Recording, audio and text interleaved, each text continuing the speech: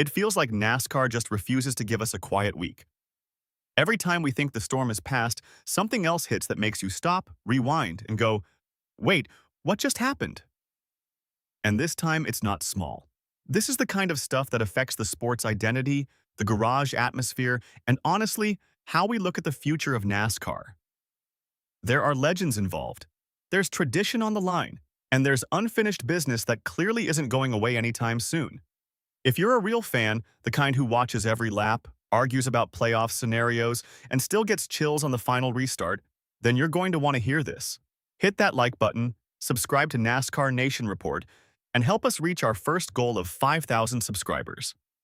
This channel is brand new, and it's built for real NASCAR fans who live and breathe this sport. Alright, let's talk about what just went down. We witnessed a genuinely special moment for the sport with the newest NASCAR Hall of Fame class of 2026. Kurt Busch, Harry Gant, and the late Ray Hendrick are officially enshrined, and all three absolutely deserve their flowers. Start with Kurt Busch. 34 Cup Series wins, a 2004 Cup Series championship, the first ever contested under the chase format, a 2017 Daytona 500 trophy. That resume speaks loud. Busch was elected in his first year of eligibility, which tells you everything. But what always stood out about Kurt wasn't just the numbers. It was impact. Everywhere he raced, the program improved. Phoenix racing got better. Furniture Row racing elevated. Chip Ganassi racing became more competitive. Even at 23X iRacing, late in his career, he helped legitimize that organization fast. Yes, the off-track controversies happened. He needed second chances, more than one. But when it came to pure driving talent, there was never a question. Kurt Busch was elite, period. He received his Hall of Fame ring from his brother Kyle Busch, and together, the two brothers account for 97 Cup Series wins, more than any other pair of brothers in NASCAR history. And here's a trivia fact worth remembering.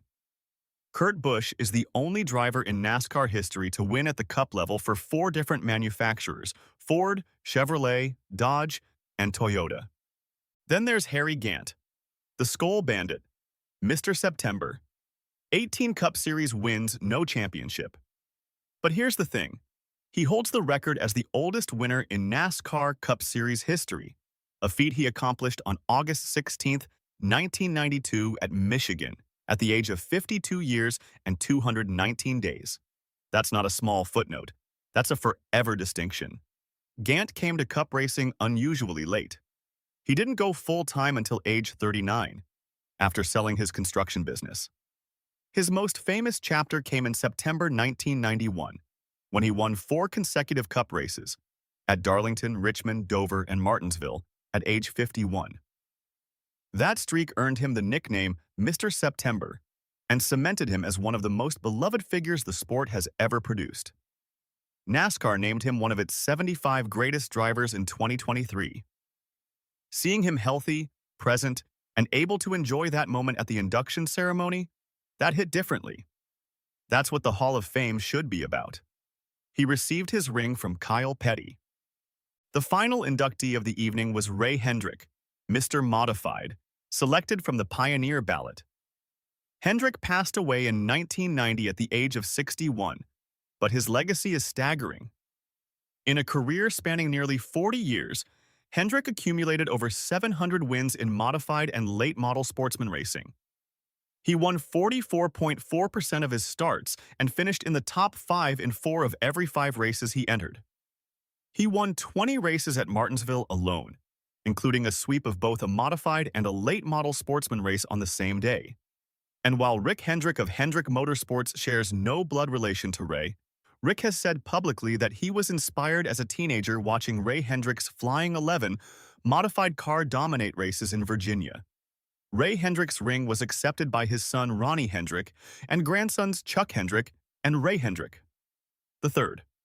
Also honored were the legendary Charlotte Motor Speedway promoter Humpy Wheeler, who received the Landmark Award posthumously, and veteran journalist Deb Williams, who received the Squire Hall Award for Media Excellence, one of the first female reporters to cover NASCAR full-time. Now here's where the conversation gets uncomfortable. For years, There was an unofficial benchmark in Hall of Fame discussions: 25 Cup Series wins. That felt like the magic number. Dale Earnhardt Jr. had 26 wins when he was inducted. Carl Edwards had 28. That line made sense. It separated the great from the very good. But look at the pattern since then. Ricky Rudd got in with 23 wins. His Iron Man streak of 788 consecutive starts was the context. Jeff Burton made it with 21 wins. His broadcasting and leadership career provided the justification. Now Harry Gant is in with 18 wins.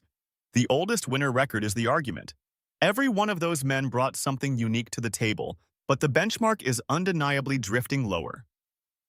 Consider this. William Byron currently has 16 Cup Series wins and 2 Daytona 500 trophies with no championship yet. Based on current trends, if he retired tomorrow, he would likely be on track for eventual Hall of Fame consideration, and that just feels off. Byron is a fantastic driver with a massive future, but he is not yet a legend. He hasn't defined an era. The structural issue compounds this. NASCAR inducts new members every single year. It used to be 5 annually, now it's 3. 2 from the modern era ballot and 1 from other categories. That annual cycle means the candidate pool gets exhausted faster, which pushes the bar lower by necessity. The Hall should mean something rare, something elite. One solution worth considering. A concept similar to baseball's Hall of Very Good, a separate tier that properly honors outstanding careers without diluting the top honor. Give those careers the recognition they deserve, just not at the expense of the standard. There's also a self-correcting argument. When Martin Truex Jr. eventually hits the ballot, his resume will reset the standard, unquestionably a worthy Hall of Famer. But that only works if NASCAR resists the temptation to keep lowering the floor before he arrives. And then there's Smokey Yunick, the elephant in the room. One of the most impactful and innovative figures in NASCAR history, still not inducted. The man looked at a rulebook and asked what wasn't written down. He built winning cars, terrified tech inspectors, and pushed the sport into the modern era. The irony is difficult to ignore. A renegade who helped build NASCAR's identity is being left out, while the standards soften for others. NASCAR wasn't built by nice guys with PR teams. It was built by moonshiners, mechanics, grinders, and geniuses. Smokey Yunick belongs in the Hall of Fame. Now, let's pivot, because this one is going to sting for a lot of you. Throwback weekend at Darlington, as we've known it for the past decade, is officially dead. Veteran journalist Bob Pockras confirmed directly with NASCAR, NASCAR won't ask teams to do throwback paint schemes for Darlington in March. Darlington will still celebrate NASCAR history and alumni with the parade and appearances by former drivers. Teams obviously can do tribute schemes, but that won't be the focus. Darlington track president Josh Harris described it publicly as a natural evolution point for the spring race. Throwback weekend started in 2015 at the Southern 500, and it moved to the spring Darlington date in 2021, when the track added its second annual event. At its peak, it was one of the most fan-engaging weekends on the entire NASCAR calendar. Fans judged the paint schemes, debated which ones nailed the original and which ones missed completely, and genuinely looked forward to the visual storytelling it provided. It was also commercially creative. Mellow Yellow returned to NASCAR in 2015 on Kyle Larson's number 42 car, specifically because of the throwback event. That's the power this weekend had. So why is it gone? The honest answer involves several compounding factors. First, sponsor resistance.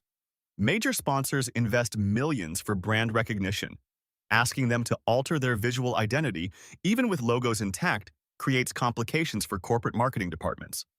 Second, participation had already collapsed. In the 2025 Goodyear 400, only 19 of 38 participating cars ran throwback schemes. The event had already lost critical mass before the official decision was made. Third, creative exhaustion. Teams were running out of genuine classic eras to honor. Post-2018 schemes were beginning to appear as throwbacks, which effectively broke the entire premise of the event. The 2025 Chase Elliott situation illustrated this breaking point directly.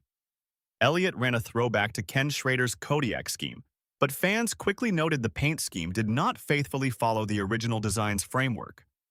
That kind of backlash, where the tribute itself becomes the controversy, was exactly the signal that the event had run its course in its current form.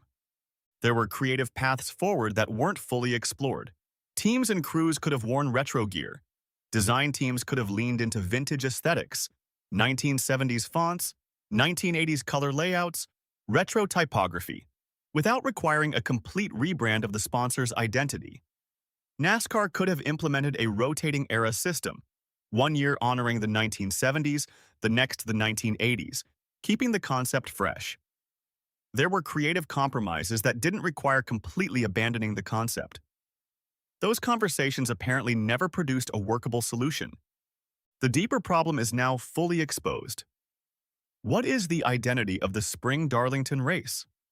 The Southern 500 in September is a crown jewel.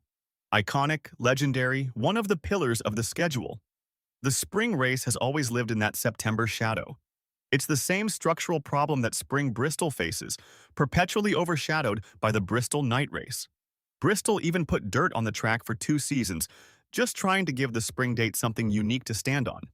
The spring Darlington race now faces that same identity vacuum, without the throwback concept to fill it. Richard Childress finally spoke publicly for the first time since the antitrust trial, and he is still heated. Here is the background. In late 2024-23, XY Racing, co-owned by Michael Jordan and Denny Hamlin, and Front Row Motorsports, owned by Bob Jenkins, filed a federal antitrust lawsuit against NASCAR. The core issue was the charter system. Charters were time-limited and revocable.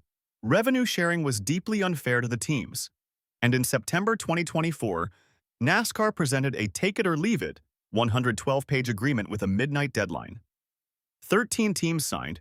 Testimony later revealed many did so, as one team owner described it, with a gun to our head, because refusing meant losing their charter and potentially going out of business. 23X. Y and Front Row Motorsports refused to sign and filed suit. The trial ran for 8 days in December 2025 before settling on day 9. The settlement delivered permanent charters for all teams and updated revenue sharing. Michael Jordan and Jim France, the NASCAR chairman and CEO, stood together on the courthouse steps in Charlotte. A remarkable image. But what came out during that trial about Richard Childress is what changed the conversation permanently. During the discovery process, internal NASCAR communications were unsealed by a federal court in North Carolina. Texts from then-Commissioner Steve Phelps revealed that Phelps had written, in 2023, after Childress appeared on SiriusXM NASCAR radio to discuss the media rights deal and the next-gen car. He needs to be taken out back and flogged. He's a stupid redneck who owes his entire fortune to NASCAR. Phelps then called Childress an idiot, 3 times in the same thread. NASCAR Chief Media and Revenue Officer Brian Herbst liked the messages and replied, "He is an idiot. So many false claims and slash or disingenuous statements." That is not a business disagreement. That is personal. But the trial revealed something else, something with significant legal implications. NASCAR attorneys disclosed that Richard Childress only owns 60% of Richard Childress Racing. The other 40% is owned by a New York investment group. They also introduced evidence that Childress had explored selling his stake. That information was protected by an NDA. When it came out in court, Childress snapped on the witness stand and demanded to know how NASCAR had obtained it. That question, how NASCAR accessed confidential, NDA-protected RCR ownership information, was never publicly resolved. Bass Pro Shops founder Johnny Morris, a major RCR sponsor and ardent NASCAR supporter, wrote a letter directly to NASCAR demanding Phelps' removal as commissioner. Morris wrote that if Major League Baseball brought in a new commissioner and he or she trash-talked one of the true legends who built the game like Willie Mays, Hank Aaron, Ted Williams, Mickey Mantle, or Babe Ruth, such blatant disrespect would probably not sit well with the fans. The settlement between NASCAR, 23X1 Racing, and Front Row Motorsports was reached the day after Morris's letter became public. On January 6, 2026, Steve Phelps announced he was stepping away from NASCAR. NASCAR President Steve O'Donnell absorbed his responsibilities, with no immediate plan to replace the commissioner role. In a recent interview with Fox 8 Sports' Kevin Connolly and Danny Harnden in Greensboro, North Carolina, Childress delivered his first public comments since the trial. He said, "When guys call me a redneck, that's a badge I honorably wear. I've got a lot of race fans that are good, old solid rednecks." On the personal damage done, he said, "If I tell you what I think now, you'd probably be bleeping me out. That is still to be carried on in the future, the personal attacks against me. I'm like an old elephant. You don't forget." He emphasized the fans who built NASCAR, people standing up there having a beer on top, cheering and screaming and hollering, and said his goal is to help the France family and everyone come together to build a stronger NASCAR. But he made it plain, the personal wounds are not closed. RCR's official organizational statement has already stated that legal action is being contemplated and discussed with legal counsel. 3 questions remain unanswered. First, how did NASCAR obtain confidential, NDA-protected RCR ownership information, and what consequences, if any, follow from that breach? Second, do the specific text messages, calling a Hall of Fame team owner a stupid redneck and saying he needs to be taken out back and flogged, meet the legal threshold for defamation? The bar is high for public figures, but the language is severe and specific. Third, is Phelps' departure enough? Childress's own words make clear the answer, at least from his perspective, is no. 3 stories, 3 different flashpoints, 1 connecting thread.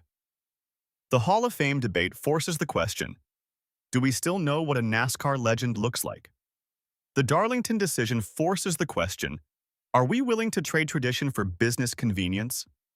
The Childress situation forces the question, can you treat the people who built this sport with contempt and simply move on? NASCAR is in a moment of identity reckoning. The antitrust settlement changed the power dynamic between the sanctioning body and its teams. The departure of Steve Phelps changed the leadership landscape. Changes to the schedule, the all-star format, and the tradition calendar are changing the fan experience. And the Hall of Fame standards debate is changing how greatness is defined inside the sport. All of that is happening simultaneously, right now. But here is the counter-argument, and it matters. This level of conflict and passion is proof of how alive NASCAR still is. Dead sports don't have these fights. The debates about legacy, respect, tradition, and business pressure only exist because people care deeply. We care because we want this sport to thrive. We want the Hall to mean something. We want races to feel special. And we want respect inside that garage. 3 questions for the comments. Is the Hall of Fame bar getting too low? And where do you draw the line? Are you disappointed about the end of official Throwback weekend? Or was it time? Should Richard Childress pursue legal action? Or is Phelps stepping down enough? Drop your thoughts below. I genuinely want to hear where this fan base stands. Hit that like button. Subscribe to NASCAR Nation Report. We're brand new, pushing toward 5,000 subscribers, and this channel exists for one reason: real NASCAR fans who want real conversation. You're in the right place. I'll see you in the next one.